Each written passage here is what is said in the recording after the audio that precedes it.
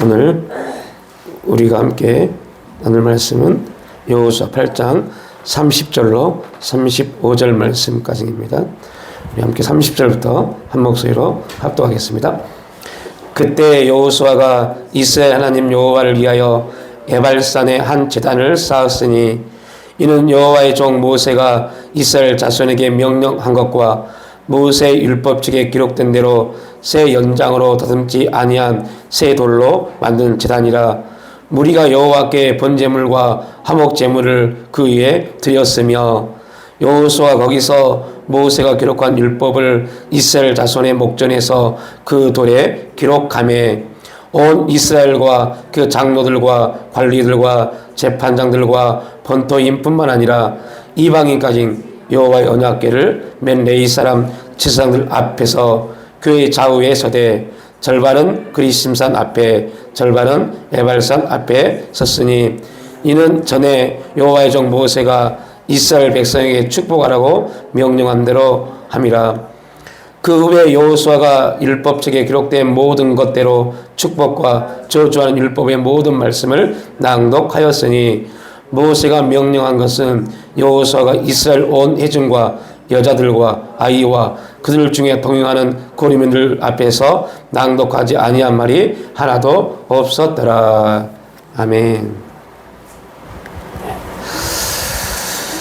네, 오늘 여호수아 8장 30절로 35절 말씀을 중심으로 그리심산과 에발산이라는 제목으로 말씀을 나누겠습니다. 오늘 본문은 아이성 전투 이후에 이스라엘 백성들이 행했던 참 중요한 이스라엘 백성들에게 있어서 참 중요한 그러한 일입니다. 여리고성을 무너뜨리고 그들이 사기가 충천하여서 아이성을 자신들의 계획대로 자신들의 생각대로 아이성 전투에 임했지만 철저하게 패배하고 그 패배의 이유를 알게 되었고 그 이유에 대해서 완전히 소각하고 그 이유를 실패할 수밖에 없는 원인을 찾고 그 원인을 완전히 없앤 후에 다시 가나안 전쟁을 위해서 진행을 합니다. 그 진행을 하는 가운데 하나님이 이스라엘 백성들에게 행하셨던 명령하셨던 그 일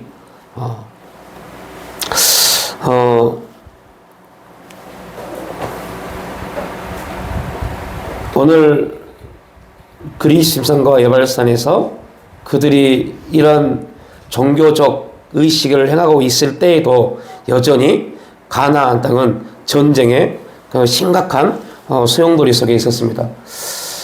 이스라엘 백성이 여리고성을 무너뜨리고 아이성을 무너뜨렸다는 소식이 이제 더 가나안 전체에 퍼지게 됐고 가나안 원주민들은 어찌하든 연합해서 이스라엘 백성과 싸우기로 작정을 합니다. 이제 앞으로 우리가 10장, 11장을 볼 텐데 거기에 이제 가나안의 5 왕이 연합하여서 이스라엘과 전쟁을 일으킵니다. 전쟁을 하는 사람들은 전쟁 가운데 있는 사람들은 항상 그 다음에 어떠한 전투가 일어날지에 대한 고민을 합니다. 그리고 전쟁을 하고 있는 중에는 전쟁에 집중하지 다른 어떠한 행동을 하지 않습니다. 그런데 하나님은 이스라엘 백성들에게 행하신 일을 보면 참 이해하지 못할 일들을 되게 많이 하나님은 시키십니다. 전쟁 중에 할례를 행하게 하시고 전쟁 중에 유월절 축제를 행하게 하십니다. 전쟁 중에 오늘도 종교적 의식을 행하게 합니다. 언제 어느 때 이스라엘 백성들이 여러분 우리는 또 이런 생각을 해봐야 돼요. 이스라엘 백성들이 아이성에서 패배했습니다. 그리고 여호수아가 하나님 앞에 회개하고 물었습니다. 어떻게 할까요? 했을 때 하나님이 여호수아에게 아이성 전투를 위해서 어떻게 해야 될지를 정확하게 말씀합니다. 그 중에 이러한 내용이 납니다. 너희는 뭐하고요? 숨어 있다. 숨어 있다. 아이성 성문이 열리고 아이성 사람들이 이스라엘 백성들을 뒤쫓을 때 너희는 그 성문을 열린 성문을 향해서 아이성에 들어가라 라고 말씀합니다. 자, 이런 경험을 했던 이스라엘 백성들은 우리가 오늘 그리스도산과 에발산에서 이 종교적 의식을 행할 때 가나안 민족이 그렇게 우리를 습격하면 우리 어떻게 하지? 이런 고민 안 해봤을까요? 그들이 그렇게 했던 것처럼 저들이 우리에게 그렇게 습격을 해오면 우리는 그때 어떻게 할까라는 두려움이 없었을까요? 우리가 영적으로 굉장히 많이 고민해야 될 내용입니다. 영적인 부분에서 우리가 조금만 관심이 있으면요, 사탄이 우리를 어떻게 공격을 하는지, 그 공격의 루트가 어떤지를 정확하게 알 수 있습니다. 그래서 우리의 기도가, 믿음이 사탄의 공격의 루트를 막을 수 있는 그러한 힘을 얻게 됩니다. 그러나 그걸 모르면 기도하면서 사탄에게 이용당할 수 있어요.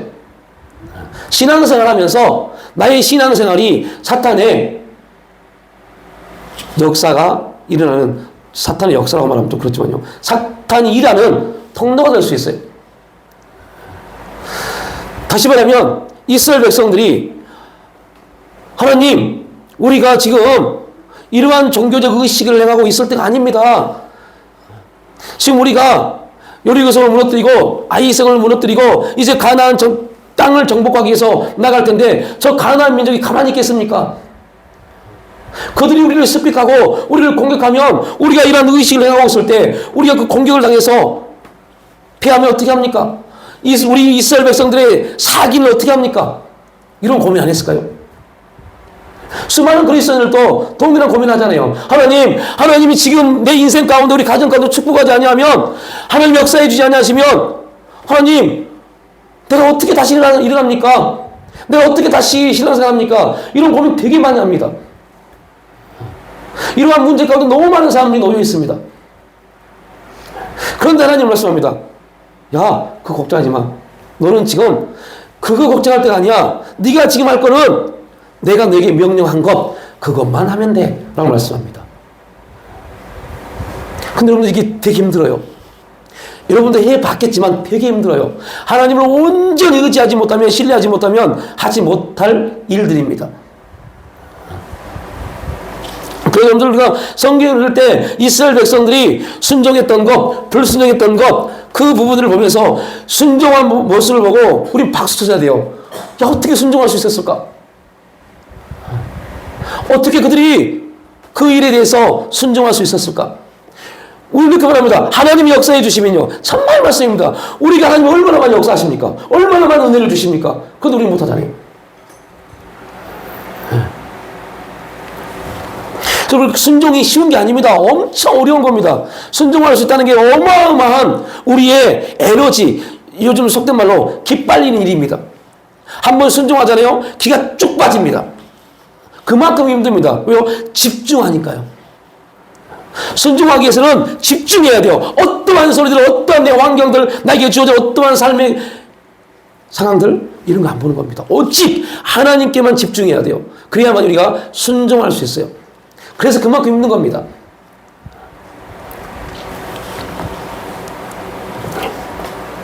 그들이 아이성을 무너뜨리고 첫 번째 하나님이 쉬어라 했던 곳이 그리심과 에발산입니다. 이곳에서 이스라엘 백성들은 모든 일들을 멈추고 하나님 앞에 제사를 드리고 이 두 산에 올라가서 참 중요한 일들을 행합니다. 그 일은 그리심산과 에발산에 올라가서 율법에 기록된 축복과 저주의 말씀들을 낭독한 일입니다. 그 내용들을 오늘 살펴볼 텐데요. 그래서 제일 먼저 했던 게 뭐였어요? 하나님께 제사 지내는 거예요. 우리 삶의 최우선이, 여러분의 삶의 최우선이 예배여야 돼, 예배. 그 어떤 것도 안 돼. 나 자신도 되면 안 돼요. 나 자신도 우리 삶에 최우선이 되면 우상입니다. 내가 우상이 되어버립니다. 오늘 저와 여러분이 하나님 앞에 합당한 삶을 살기 위해서, 하나님의 저 영원한 세계에 우리의 열매가, 우리의 삶이 시간이 차곡차곡 쌓이기 위해서 부단히 우리를 쳐서 복종시켜야 될 원리가 예배입니다. 이게 회복되지 않으면 여러분, 그냥 우리는 안타깝지만 이 세상에 충만한 삶을 살아갈 수밖에 없어요. 내가 힘들면 힘들어할 수밖에 없고, 내가 피곤하면 그 피곤함이 나를 지배할 수밖에 없어요. 내가 어려운 환경 가운데 있으면 그 어려운 환경이 나를 지배할 수밖에 없어요. 그 상황이 나를 지배할 수밖에 없어요. 그리고 이렇게 우리 변명합니다. 세상 사람들 다 그렇게 하는데요. 아유, 목사님 아니에요. 저랑 같이 직장에 있는 그분도 교회 장로고 권사인데요. 그분도 그러던데요. 라고 말합니다. 여러분, 어떠한 경우에도 사람이 이 세상에 누구든, 그 목사든, 목사가 엄청난 기적을 경험했든 그 사람이 기준이 되면 안 돼요. 사람은 절대 기준점이 될 수 없습니다. 그런데 우리는 그러고 싶어 해요. 왜요? 내가 지금 그러하니까. 저 사람도 그러던데 이 사람도 그러던데 저 목사도 그러던데 그들도 그러는데 나도 그럴 수밖에 없지 하면서 자기를 변명해 버립니다. 하나님이, 야, 그래, 내가 보니 그 목사도 그러더라. 내가 은혜를 많이 줬는데 많은 기적을 체험했는데 그 목사도 그러는데 아이고 괜찮아 이러면 참 좋을 텐데. 우리 하나님은 이런 말씀 드려 참 죄송하지만요, 공감 능력이 제로입니다. 전혀 공감하지 않습니다. 그가 그럴지라도 너는 그렇게 하면 안 돼 라고 말씀하십니다. 세상의 상담학자들은 그럴 수 있어요. 당연합니다. 사람의 삶은 당연한 겁니다. 시간이 지나면 다 회복됩니다. 이렇게 말합니다. 하나님은 그렇게 말씀하지 않습니다. 돌이켜! 라고 말씀합니다. 그래서 하나님께 우리가 우리의 감정적 위로를 받으려고 나가면요, 100% 실망합니다. 그리고 하나님은 그렇게 위로하신 분 아니기 때문에. 하나님은 위로를 어떻게 하십니까? 이렇게 세우십니다. 일어날 수 없어서 쑥 처진 우리에게 사람들은 그래, 힘들지, 쉬어 라고 말합니다. 하나님 그렇게 말씀하지 않습니다. 일어나라고 말씀합니다. 일어나야만이 치유되니까요. 그래서 하나님은 공감 능력 제로입니다. 하나님께 공감 받으려고 하지 마십시오. 신앙이라는 것은 공감이 아닙니다. 아멘입니다. 하나님이 그렇다 그러면 무조건 아멘입니다. 이렇게 나가야 돼요. 그래야지 하나님의 위로가 임하는데 이 세상이 줄 수 없는 위로가 우리 가운데 임합니다. 그것이 바로 능력입니다. 그 위로가 임합니다. 그렇지 않으면요, 여러분들, 우리의 삶이 참 되게 힘들어요. 오늘 교회를 오는데요, 하나님 저에게 그런 말씀 주세요. 야, 되게 힘들지? 너무너무 힘들지? 목사가 이런 마음 가지면 안 되는데, 어느 날은 교회의 발걸음을 갖는 게 정말 발걸음이 천근만근입니다. 발걸음을 못 뛰겠어요. 그냥 집에 있고 싶어요. 교회 오면 이 교회에 있는 일들에 대한 그 압박감이 머리를 터지게 만들어요. 그래서 집에 있고 싶어요, 그냥. 어느 날은 교회에 와서 교회 철문을 열지 않고 계속 창문을 갖고 밖에만 보고 있어요.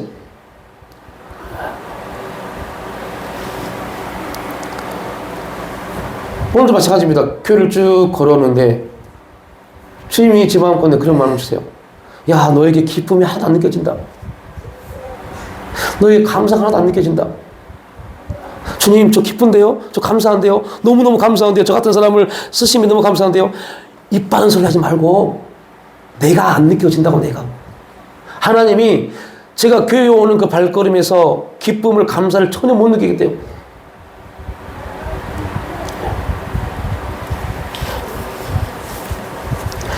그래서 동사무소 앞에서 한참 서 있었어요. 나는 기쁨으로 감사함으로 지금 나 같은 죄인을, 나 같은 쓸모없는 존재를 하나님의 목회자로 사용하시고 너무 감사해서 가는데 하나님 왜 느끼지 못하지? 왜 알지 못하지? 그럼 내가 틀리던지 하나님이 틀렸던지 두 사람 중에 나와 하나님 중에 틀린 사람과 분이 계십니다. 나는 기쁘고 나는 감사한데 하나님은 나에게 기쁨과 감사가 없다고 말씀하시니 나는 내가 맞는 것 같은데 갑자기 주님이 그렇게 말씀하십니다. 너 왜 너에게 기쁨과 감사가 없는 줄 알아? 내가 왜 못 느낀 줄 알아? 기쁨과 감사가 없다는 게 아니야. 지금 그 환경이 너의 감사를 누르고 있잖아. 그 환경이 너의 기쁨을 누르고 있잖아.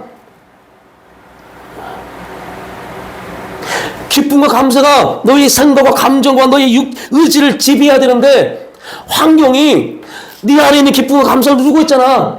너는 기쁨과 감사가 있다고 말하지만 환경이 지배하고 있잖아. 그러니 네 발걸음이 무겁지 않냐? 내가 너에게 준 삶인데, 내가 너에게 준 시간인데, 그 시간이 하나님의 영혼에 비하면 아무것도 아닌 그 환경과 상황 때문에 지배를 받으면 되겠니?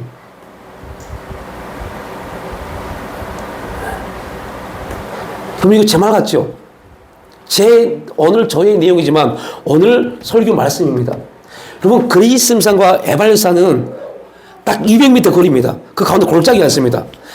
하나님이 신명기 27장에서 말씀하셨어요. 모세를 통해서. 너희가 이제 가나안 땅에 들어가면 그리심, 에발 그 두 곳에 갈 텐데 그곳에서 이 일을 행하라 라고 말씀하셨습니다.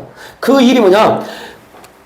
12지파를 6지파 나눠서 한 6지파는 그리심산에, 한 6지파는 에발산에 세우게 합니다. 그리고 말씀합니다. 그리심산은 하나님 말씀에 순종해서 축복이 임하는 산, 에발산은 하나님 말씀에 불순종해서 저주가 임한 산. 그래서 너희가 하나님 말씀에 불순종하면 이런 저주가 임할 텐데 그 저주가 뭔지 아십니까 혹시? 신명기 18장이요. 그런데 놀라운 것은 에발산이라는 지역입니다. 에발산은 민둥산이다. 민둥산. 산이 아무런 나무도 없고 풀도 없어요. 민둥산이에요. 씨를 뿌려도 열매가 열리지 않는 산. 민둥산입니다. 그래서 너희가 내 말에 불순종하면 이렇게 너희 인생에 아무런 싹이 없고 열매가 없게 만들어버리겠다. 이게 에발산입니다. 너희가 내 말에 순종하면 그리심산은요 엄청나게 숲풀이 우거졌고 산림이 우거진 산입니다. 이렇게 만들어주겠다. 여러분, 광야에서는 40년 동안 그냥 모세의 말만 들었어요. 그리스도가 에발산에 오기 전까지는 여호수아의 말만 들었어요. 그러니까 그들의 말을 듣고 수동적으로 아멘 그렇구나 했는데 그게 실제 그들에게 적용되지 못했어요. 그런데 그리심산과 에발산에 그들이 딱 나눠주면서 너희들에게 직접 하나님이 말씀하신 겁니다. 이렇게 행하겠다라고요. 수동적인 누군가를 통해서 들려진 말씀이 그들에게 직접 레마로 들려진 겁니다. 하나님 말씀이 여러분 말씀을 읽을 때 그 객관적인 말씀이 우리가 레마로 감동되지 않냐면 그 말씀은 아무런 힘도 발휘하지 못합니다. 그래서 반드시 그 말씀을 성령을 통해서 우리 가운데 감동되어져야 돼요. 말씀으로 들려져야 돼요. 레마로 들려져야 돼요. 그래야만 그 말씀이 살아 역사합니다. 그러기 위해서 우리는 의무적으로 말씀에 순종하고자 하는 행동을 해야 돼요. 예배 시간에 의무적으로 예배를 드리는 겁니다. 왜요? 그래야만이 우리 몸이, 우리 육신이 세상에 내 경험에 꽉 차여있던 자아가 의무적으로 나를 들여서 계속 주 앞에 나감으로 깨지기 시작합니다. 그래서 의무와 책임이 되게 중요합니다. 의무와 책임을 다하지 못하면 진리와 생명은 누릴 수 없습니다. 의무와 책임이 번동난 게 의무와 책임을 통해서 계속 주 앞에 나가야 돼요. 기도의 시간을 갖고 기도에 나가야 돼요. 주의 전에 나가서 기도해야 되고 주의 전에 나가서 주의 이름을 불러야 돼요. 여러분 가정에서 누구나 다 기도합니다. 당연히 기도해야 돼요. 그러나 꼭 주의 전에 나가서 기도하는 시간을 가져야 돼요. 의무적으로요. 여러분이 성도라면요. 의무적으로 교회 나가야 돼요. 그래서 여러분들 집 가까이 있는 교회가 최고입니다. 매일 교회에 나갈 수 있다는 게 얼마나 큰 축복인지 알아야 돼요. 의무적으로 드려져야 돼요. 그래야만이 하나님의 말씀이 진리 가운데 내 가운데 나를 통해서 역사하기 시작합니다. 의무와 책임을 다하지 못하면 진리와 생명의 역사는 없습니다. 그래서 의무와 책임은 훈련입니다. 의무적으로 계속 하나님께 물어야 돼요. 묻고 기도하고 묻고 기도하고 묻고 기도해야 돼요. 이건 의무입니다. 그러다 보면 어떤 일이 벌어져요? 진리이신 그분이 우리 가운데 물어오십니다. 이런 신앙의 역사가 일어나야 돼요. 그래야만 우리가 뭐 할 수 있어요? 말씀을 따라 순종할 수 있어요. 이게 가나안이잖아요. 광야는 의무입니다. 무조건 그들은 의무입니다. 구름 기둥이 움직이고 제사장이 나팔을 불면 무조건 그들은 일어나야 돼요. 피곤해 죽을 것 같아도 일어나야 돼요. 왜요? 그렇지 않으면 그들은 더위에 죽습니다. 이게 광야입니다. 이 훈련, 의무와 책임, 이 훈련이 잘 되면 가나안 땅에 가면 하나님이 우리에게 물어봅니다. 야, 지금 이런 상황이고 이런 환경인데 너 어떻게 할래? 너는 어떻게 할래? 이렇게 안 들리신다고요? 그러면 환경을 통해서 내 가시적인 눈으로 보게 합니다. 이런 일들이 있는데 너는 그때 어떻게 할 수 있겠니? 라고요. 그러나 의무와 책임의 훈련이 안 되면요, 보아도 보지 못하고 들어도 듣지 못하는 겁니다. 성경에 나와 있잖아요. 보아도 그렇구나 끝내버립니다. 들어도 누가 하겠지 뭐 끝내버립니다. 불쌍한 겁니다. 그런 불쌍한 신앙생활하면 안 돼요. 뭐 하려면요, 하나님으로부터 하나님의 은혜의 경험을 하고자 한다면요. 왜 보게 하셨지? 왜 듣게 하셨지? 이게 우리 1차적 기도가 돼야 돼요. 그러면 나는 어떻게 행할 것인가? 이 엄청난 사건이 오늘 그이심산과 에발산입니다. 너희들이 순종하면, 내 말을 듣고 보고 순종하면 내가 이렇게 살림이 우거진 것처럼 너희 인생을 만들어줄게. 그런데 너희들 내 말에 순종하지 않으면 너의 생각과 너의 감정과 너의 환경이 매이면 내가 저기 민둥상처럼 해버릴 거야. 이게 하나님 역사입니다. 우리는 이렇게 오해할 수 있어요. 이사야 시대 거짓 선지자처럼, 에레미야 시대 거짓 선지자처럼 하나님이 그렇게 안 하실 거야 라고요. 그런데 하나님은 그렇게 하십니다. 그렇게 하나님은 그렇게 하시면서 이렇게 답변을 주십니다. 이것은 재앙이 아니야 라고요. 너를 새롭게 하게 한 나의 섭리야 라고 말씀합니다. 이런 삶이 우리 가운데 이루어져야만이 우리의 삶이 하나님께 예배가 됩니다. 하나님은 누구를 찾으신다고요? 예배자를 찾으십니다. 나 주일날 예배 드렸으니까 이런 예배 말고요. 삶 속에서 하나님과 동행하며 하나님 역사 가운데 있고 하나님의 인도하신 가운데 살아가는 삶이요. 놀라운 것은요, 하나님이 너희가 에발산에 도착하면 제단을 쌓고 제사를 지내라고 말씀합니다. 그런데 어떻게 제사를 지내라고 해요? 율법에 기록된 대로요. 새 연장을 사용하지 말고 그냥 자연석 그대로 제단을 쌓으라고 말씀합니다. 여러분 또 혹시 돌탑을 쌓아 보셨습니까? 저희 어렸을 때 저희 시골집에 내과에서 돌을 많이 니아까지 싣고 와서 담을 쌓아서 돌담을 쌓았어요. 저희 집은 담이 없었기 때문에 제가 중학교 때 그렇게 해서 담을 쌓았어요. 돌담을. 그러면 깎지 않는 돌은요, 돌담 쌓을 때 되게 힘들어요. 잘 안 맞으니까. 그럼 해놓고 중간중간에 작은 돌을 다 또 넣어야 돼요. 그래야만 각별로 맞아요. 이게 되게 힘들어요. 그런데 여러분 돈 있는 사람들은 어떻게 해요? 전화 안 통하면요, 뭐가 와요? 벽돌이 옵니다. 벽돌이.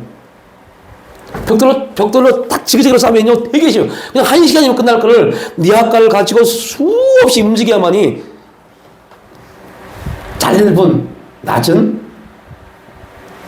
담을 쌓을 수 있어요. 여러분, 근데 하나님이 이스라엘 백성들에게 말합니다. 우리 한번 돌이켜보자고요. 지금 이스라엘 백성들은 두 성을 거쳐왔습니다. 여리고성과 아이성을 거쳐왔습니다. 우리는 이걸 배웠습니다. 여리고성은 어떤 성이에요? 크고 웅장한 성이요. 그러면 그렇게 크고 웅장한 성을 쌓으려면 이미 그들에게 어떠한 기술이 있었을까요? 돌을 재련하는 기술이요. 여러분, 하나님이 왜 그 기술을 사용하지 않았을까요? 성경을 볼 때 우리가 조금 다각도적인 부분에서 봐야 된다니까요. 분명 이제 이스라엘 백성들이 가나안 땅을 점령한 다음부터는 가나안 땅에서 이루어졌던 긍정적인 것들도 사용되어집니다. 하나님 분명 가나안 땅에서 가나안 민족을 다 멸하고 한 이유가 뭐예요? 부정적인 게 너무 많으니까요. 부정적인 것들이 너무 많아서 그들이 우상을 숭배하는 사람이 될까봐 가나안의 사람을 죽여라. 가나안의 사람을 죽이는 목적이 아니죠. 그들이 섬기는 우상이 싹 사라지는 것이 목적이었어요. 그 목적을 잃어버리니까, 하나님의 뜻을 잃어버리니까, 우리 앞으로 나누겠지만 히브리 족속이 왔을 때 받아들여버린 겁니다. 기브온 족속을 받아들이는 겁니다. 목적이 사람이 아니라 그들이 섬기는 우상이었는데 이스라엘 백성은 그걸 잊어버렸어요. 다시 돌아와서, 자, 하나님이 야, 내 제단을 쌓을 때 정말 아름답고 좋게, 정말 사람들이 보기에 야, 하나님의 제단은 정말 최고야, 이렇게 쌓아라. 그러려면 너희들 저 여리고성을 건축했던, 아이성을 건축했던 기술자를 데리고 와서 그렇게 제단을 쌓아, 이렇게 말씀하셨어야 돼요. 근데 하나님은 그렇게 하지 않고 자연석 그대로. 왜요? 하나님은 보여지는 의식적 행위가 아니라 그들의 마음이 어디에 있는가를 보시는 겁니다. 우리가 어떠한 의식적 예배의 모습이 아니라 우리의 마음이 지금 어디에 있는가를 하나님 보시는 겁니다. 이 자리에 앉아있으면 뭐예요? 마음이 딴 곳에 있는데. 예배 시간에 앉아있으면 뭐예요? 딴 곳에 앉으면 그 시간이 하나님께는 오히려 하나님을 경멸히 여기는 겁니다. 무시한 겁니다. 너는 나를 무시하고 있구나 라고 말씀하는 겁니다.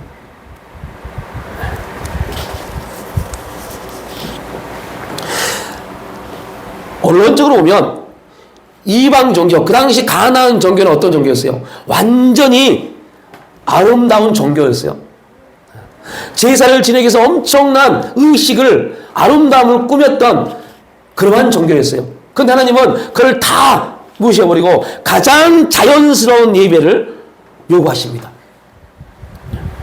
그러면서 하나님이 이스라엘 백성들에게 시청각 교육, 나는 저들과 달라, 그걸 말씀하십니다. 나는 저들이 섬기는 신과 달라 라고 말씀합니다. 나는 예배의 형식이 아니라 예배를 드린 너희 개개인을 보시는 하나님이십니다. 굉장히 중요한 메시지입니다. 하나님을 섬기는 예배의 식은 그 형식 자체가 중요한 것이 아니라 그 형식을 통해서 나타내고자 하는 의미와 메시지가 무엇인지를 아는 것이 중요합니다. 제가 설교학을 공부하면서요, 나는 설교하면 안 되겠다 생각했던 게 있어요. 그 설교학 교수님이 오셔서 이렇게 말해요. 여러분, 설교하실 때 성도들이 재밌게 설교해야 됩니다. 성도들이 막 웃고 떠들고 그들이 그래서 잠이 떠나가고 피곤이 떠나갑니다. 그렇게 설교해야 됩니다. 그런 설교는 히트치는 설교입니다. 이거 나는 못하겠네. 나는 목사하면 안 되겠네 라고 생각했어요. 그런데 여러분, 오늘 우리가 작년에 배웠죠. 음악과 설교의 차이요. 설교는 음악이 아닙니다. 설교는 메시지입니다. 설교는 웃는 게 아닙니다. 설교는 듣고 깨닫는 겁니다. 그래서 어떤 형식이 중요한 게 아닙니다. 하나님의 메시지가 정확하게 전달되느냐 안 되느냐의 문제입니다.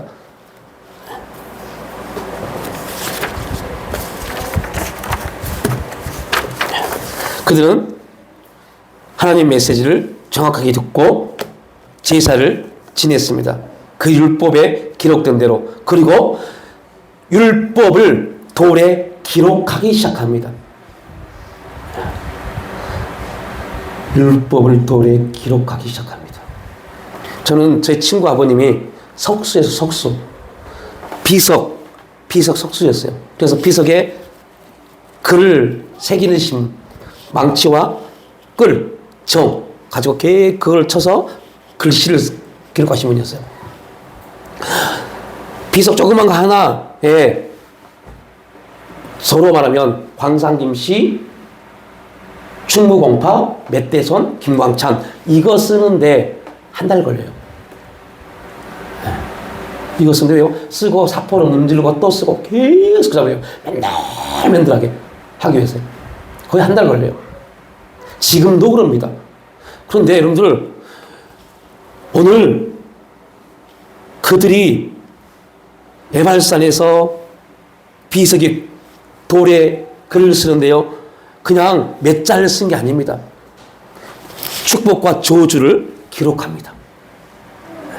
신명기 27장과 28장에 그 내용을 기록합니다. 그래서 오늘 우리 본문에는 어떻게 나와 있어요? 그냥 돌에 기록하라 고 나와 있어요. 근데 신명기 27장에는요. 큰 돌들을 세우고 라고 했어요. 큰 돌들을 세우고. 왜요? 기록할 게 많다는 겁니다. 석회를 발라 말씀을 기록하라 라고 되어 있습니다. 이 말은 다른 말로 표현해 볼까요? 이 말은 무슨 말입니까? 그 당시에는 하나님 말씀을 우리처럼 성경을 들고 다닐 수 있었어요? 없었습니다. 그래서 하나님이 이스라엘 백성들에게 하나님 말씀을 들을 수 있는 많은 일들을 행하셨습니다. 그 대표적인 게 뭡니까? 각 집 대문과 문설주에 말씀을 새겨놓는 거예요. 손목과 미간에 말씀을 새겨놓는 표를 찍도록 하는 거예요. 항상 말씀을 듣게 하는 거예요. 유대인의 교육법, 현영수 교수님, 유대인의 교육법 가보면요. 거기서 제일로 많이 강조한 게 뭔지 아세요? 공부를 열심히 하라. 한 5%밖에 안 해요. 거의 95%가 말씀입니다. 말씀을 읽고 외우고 낭독하고 말씀을 읽고 이것만 가르칩니다. 그러면 뭐가 생겨요? 지혜가 생깁니다고 합니다. 그리고 정말 놀라운 것은 그 유대인의 교육법을 공부한 사람들, 자녀들은 학원을 안 보냅니다. 놀랍지 않으세요? 학원을 안 보냅니다. 왜요? 누가 지혜를 주시니까요? 하나님이 그의 달란트에 맞게끔 지혜를 주시니까. 그거를 모르니까, 내 달란트를 모르니까 이 세상의 학문과 거기에 내 시간을 투자해서 거기서 지식을 얻게 합니다. 여러분, 불쌍한 겁니다. 혹시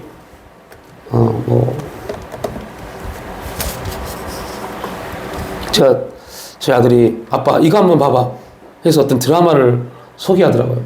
그래서 회사 가서 작업장 가서 오후에 할 일이 없으니까 그걸 봤어요. 10부작입니다. 참교육이라는 OTT 프로에서 나오는 건데요. 그걸 봤어요. 근데 거기에 이런 말이 있어요. 어른은 어른답게. 저는 거기 되게 충격받았어요. 어른은 어른다워야 돼요. 그런데 지금 세상 어떻습니까? 어른이 어른답지 못합니다. 아이들을 위해서 완전히 아이들이 왕이 되어버렸어요. 그러니까 여러분들 뭐가 무너졌어요? 어른이 가져야 될 가치를 잃어버렸어요. 그러니까 심지어 자녀들이 부모에게 어떤 행동을 합니까? 또 부모는 그 자녀에게 어떻게 행동합니까? 뭘 잃어버렸기 때문에요? 어른이 어른다움을 잃어버렸기 때문에요. 그걸 저는 이렇게 되겠어요. 교회가 교회다움을 잃어버렸기 때문에 세상에 손가락질 받는 겁니다. 목사가, 교회 장로가, 권사가, 집사가 그 직분을 잃어버렸기 때문에 손가락질 받는 겁니다. 그걸 회복해야 돼요. 직분자답게, 목사답게, 교회답게 그걸 회복되면 여러분 돈이 필요하세요? 어떤 분이 그러다니까요? 돈이 필요하세요? 성경 열심히 읽으면 하나님이 돈도 주십니다. 충격받았어요. 진짜 그분을 그렇게 받았더라고요. 그 교회는요. 그 교회 성도들은 직장 다 다니면서 1년에 20독, 30독씩 한다요. 깜짝 놀랐어요. 어떻게 하세요? 하다니까요. 성경을 가까이 하고 말씀을 계속 읽으니까 그 말씀에 시간을 투자하니까 그 투자한 만큼의 하나님의 체험이 일어나다니까요. 그걸 듣고 저 안에 듣고 야 하자 못하고 있어요.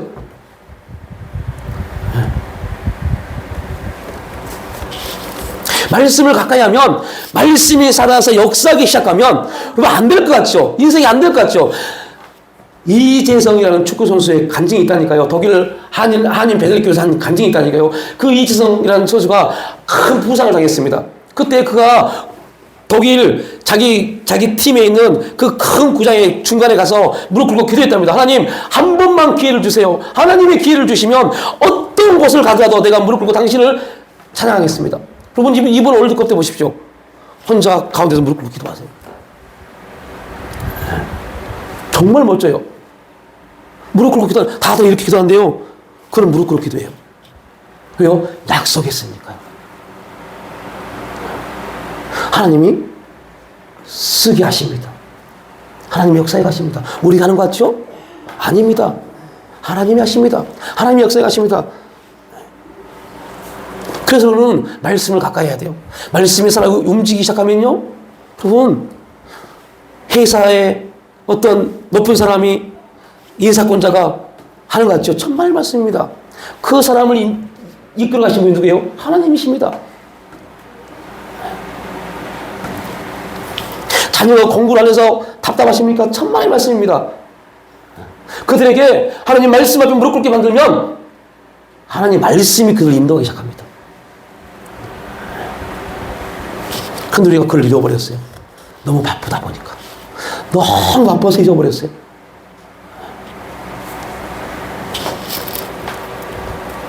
그래서 하나님은 이스라엘 백성들에게 백성들이 돌 위에 새겨진 하나님 말씀을 보면서 자신들이 말씀대로 살아가고 있는가에 대해 스스로 점검하게 하고 말씀에 따라 사는 백성들이 되기를 바라시는 마음으로요. 그래야만이 가나안에 승리할 수 있기 때문에.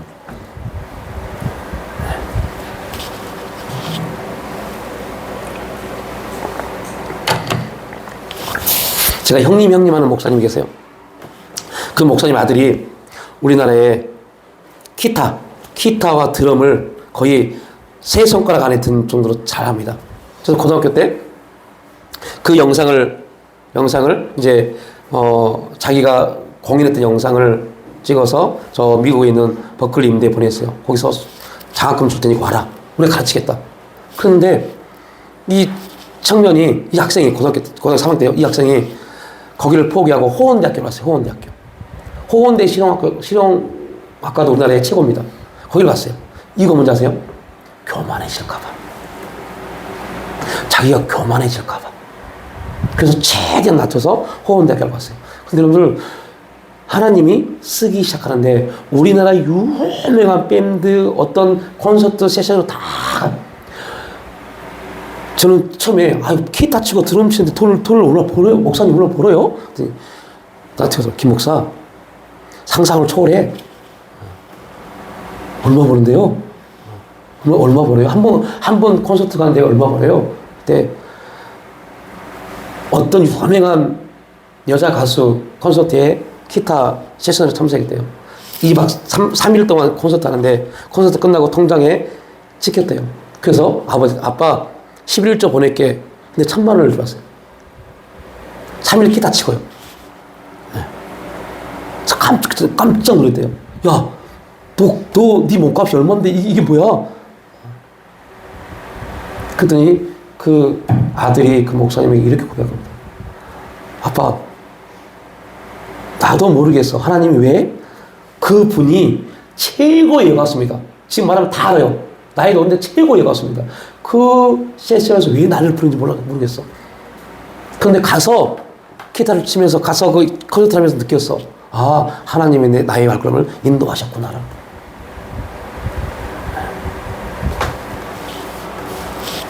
만약에 그가 버클리 임대 갔으면 그런 거 하겠어요? 안 하지. 할 수 있겠죠, 뭐.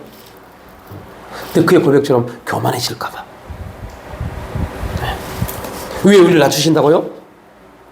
우리를 낮추신 이유가 뭐예요? 교만해질까 봐요. 그래서 완전히 낮춰서 아무것도 할 수 없는 존재를 만듭니다. 아무것도 할 수 없습니다 할 때 주님이 주님의 새 힘을 주십니다. 마른 뼈 같은 너는 마른 뼈 같은 존재야. 네가 아무리 노력해봐 너는 안 돼. 그런데 내가 너에게 생기를 불어넣어서 그 생기가 너를 인도해 가면 너는 가장 강한 하나님 군사가 될 거야 라고 말씀합니다. 그렇게 만드시려고 우리를 계속 환경 속에 상황 속에 몰아넣어서 아무것도 할 수 없는 존재, 손가락질 받고 조롱받고, 야 너 그렇게 해서 그 정도밖에 안 돼? 라는 소리를 듣게 만드는 겁니다. 그래서 나는 패배자야. 그런데 하나님은 우리에게 이렇게 고백합니다. 여러분 거기서 그랬던가요? 아무튼 그런 내용이 나요. 실수해서 멈춰버리면 실패자 나고자가 되지만, 실수해서 다시 일어나면 그는 실패자가 나고자가 아니야 라고 말합니다. 그럼 우리는 실수하고 넘을 수 있다니까요. 그런데 그것을 포기해버리면 나고자입니다. 실패자입니다. 그런 하나님은 우리에게 결코 포기하도록 놔두지 않습니다.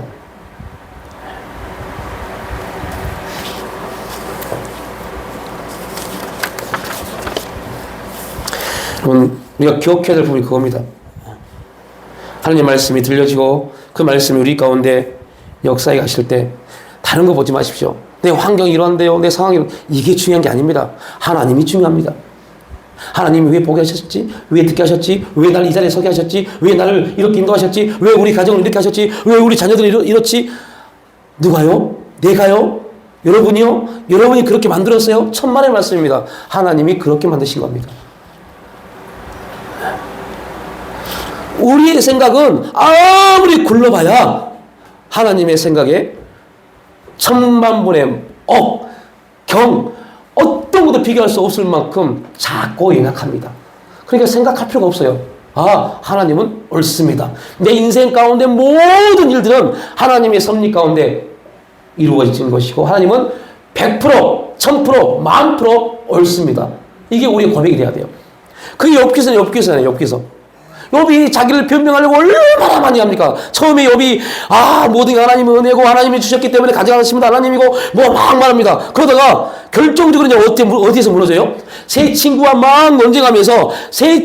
논쟁하면서 여러분, 우리가 어떤 환경과 상황이 주어졌을 때 그때 나 혼자만 있으면 다 이깁니다. 그런데 여러분들은 그냥 나 혼자 있지 않아요. 꼭 주위 사람들이 한마디씩 겉들기 시작합니다. 그러면 그때 자존심을 딱 보내버리면 되는데, 그때부터 이제는 내 문제가 아니요, 이 사람과 내가 싸워서 이겨야 돼요. 이 문제에 빠져버려요. 이게 욥기예요. 야, 무슨 말이냐, 내가 어떻게 신앙생활 했는데, 내가 어떻게 하나님을 믿었는데, 내가 어떻게 기도했는데, 이렇게 합니다. 그러면서 거기서 끝나면 참 좋을 텐데, 그것도 하면 안 되지만 참 좋을 텐데, 하나님이 나일 때 이럴 수 있어? 라고 말합니다. 내가 누군데, 내가 어떻게 신앙생활인데 하나님이 나에게 내 인생 가운데, 내 가정 가운데 이럴 수 있어? 라고 말합니다. 제가 고백했던 겁니다. 하나님, 제가 지금 목사 20년입니다. 와, 정말 지겹습니다. 개척할 때부터 한 번도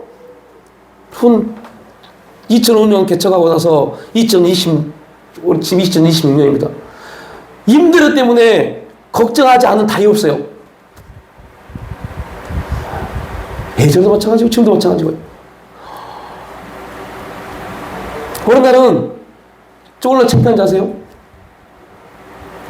교회 오다가 교회 건물 상님이 오는 게 보여요. 그래 문 잠궈놓고 이것도 꺼놔요. 아무 소리 안 하고 있어요. 갈 때까지요. 그러다가 놀라운 것은요, 각계채상 문을 딱 열었는데 앞에 서 계시다니까요. 와, 그때 그 창피함과 무한함과 정말 어떻게 표현할 수 없는 그 절망감이 오는데요. 그런데 그때 주님이 딱 한마디 하세요. 내가 너를 만나게끔 얼마나 이곳에 세워놓은지 알겠니? 이 한마디요. 누구 때문에 고생한 거예요? 나 때문에. 그는 그의 의일에 의해서 서 계시지만 결론적으로는 하나님이 나를 훈련시키려고 그분을 세워두신 겁니다. 그러면서 이렇게 말해요. 그 자리에 내가 그를 그렇게 세워놓은 거 얼마나 힘들었겠니? 와, 새로운 걸 깨달았어요. 이게 무슨 말인지 여러분 깨달아야 돼요. 하나님이 이스라엘 백성들에게 가나안 땅을 주시려고 하나님이 어떤 일을 하십니까? 가나안 땅에 있는 사람들을 악으로 치닫게 하시잖아요. 그도 하나님의 창조물이고 그 안에도 하나님의 형상이 죽어있지만 형상이 있는데 그들 계속 악으로 치닫게 하시잖아요. 그래야만이 뭐하니까요? 이스라엘 백성들이 그들을 죽여도 뭐하지 않기 때문에요? 양심의 가책을 느끼지 않기 때문에요. 그때 하나님은 얼마나 피눈물을 흘렸을까요? 그 가나안 땅의 사람들을 멸하라 했을 때 하나님은 얼마나 피눈물을 났을까요? 이걸 생각해 봐야 돼요. 여러분들 심각한 겁니다. 그래서 우리는 함부로 누구를 향해서 손가락질하면 안 돼요. 누구를 향해서 비난하고 저주하고 하면 안 돼요. 너무 쉽게 말해본다 우리는. 안 돼요. 그도 그 안에 뭐가 있어요? 하나님의 형상이 있어요. 아직 그가 하나님을 만나지 못해서 그 형상이 잠자고 죽어있을 뿐이죠. 하나님을 우리를 통해서 만나기만 하면, 하나님이 역사가 임하기만 하면, 그 하나님의 형상이 회복되기만 하면 우리도 그러한 존재였잖아요. 회복되기만 하면 하나님 역사가 일어납니다. 그래서 함부로 말하면 안 돼요. 내가 그를 세워두었다.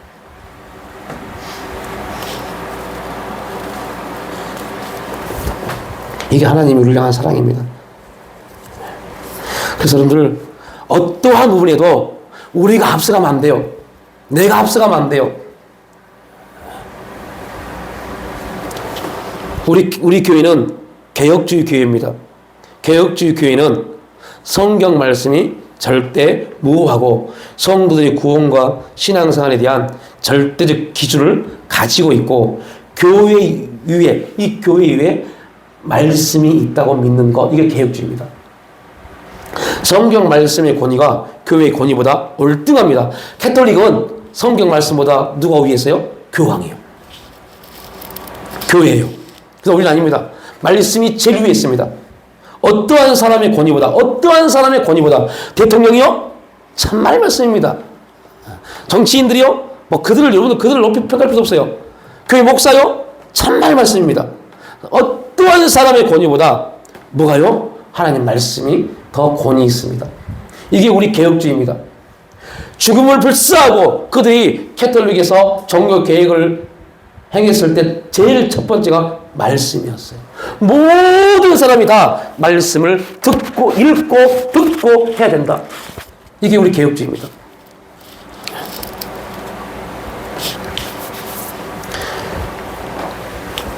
말씀을 마칩니다.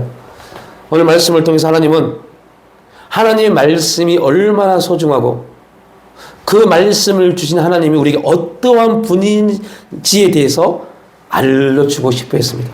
끊임없이 하나님을 거역했던 나를 버리거나 포기하지 않으시고 끝까지 붙잡아 주신 하나님의 은혜와 사랑 때문에 지금 우리가 주님 앞에 나올 수 있고 주 앞에 예배 드릴 수 있는 그러한 존재가 되었다는 것. 이게 하나님이 우리에게 주신 놀라운 축복입니다. 이 일을 위해서 하나님은 하나님의 일을 이루어 가십니다. 여러분 2주 전 주일날 오후에도 잠깐 말씀드렸지만요. 하나님이 왜 요셉을 말하고 나서 갑자기 38장에 말도 안 되는 유다와 다말의 얘기를 왜 했을까요? 시아버지와 며느리를 통해서 그 계보가 이어지는 말도 안 되는, 윤리적으로 완전히 말도 안 되는 일을 왜 창세기 38장에 넣어놨겠냐고. 중요한 것은요, 다른 게 아닙니다. 요셉이 어떻고 그게 아닙니다. 하나님의 계획, 섭리, 하나님의 계보, 하나님의 족보가 계속적으로 이어져야 되는 것, 이게 하나님의 뜻입니다. 우리에게는요, 하나님 나라가 우리를 통해서 계속 이어져 가는 것, 이게 하나님의 뜻입니다. 이 일을 이루시려고 우리가 감당하기 싫은, 우리가 받아들이기 싫은 일들을 우리에게 주십니다. 뭐 하시려고요? 하나님 나라가 우리를 통해서 계속적으로 이어져 가기 위해서요. 얼마나 그러니까 우리의 생각과 하나님의 생각이 다르냐고요. 우리의 생각은 좋은 게 많으면 좋은 건데 하나님은 그렇게 보시지 않는다는 겁니다. 아버지 하나님, 우리가 연약하여서 하나님 우리에게 놀라운 섭리를 가지고 계시고 뜻을 통하여 하나님의 일들을 이루어 가심에도 불구하고 주님, 그것보다는 내가 좋은 것, 내가 바라는 것, 내가 원하는 것, 그것들이 우리의 삶의 최우선이 되고 기도의 제목이 되어서 주 앞에 그러한 시간을 보내고 있지는 않는지, 그렇다면 주님, 우리를 용서하여 주시고 더욱 철저하게 하나님의 뜻이 우리를 통해서 이루어지고 하나님의 부르심의 목적대로 우리가 믿음의 발걸음을 내디딜 수 있는 삶을 살아갈 수 있도록 역사하여 주시옵소서. 그리심산과 에발산을 통해서 하나님 축복과 저주가 어떠한 모습이고 우리는 어떠한 자리에 서야 될지를 말씀하신 주님, 하나님 말씀에 순종하고 그 말씀에 온전히 믿음으로 반응함으로 그리심산처럼 숲이 우거지고 살림이 우거지는 그러한 복된 역사가 우리 가운데 나타날 수 있도록 기름 부어 주시옵소서. 감사드리올 때 예수님의 이름으로 기도 올려옵나이다.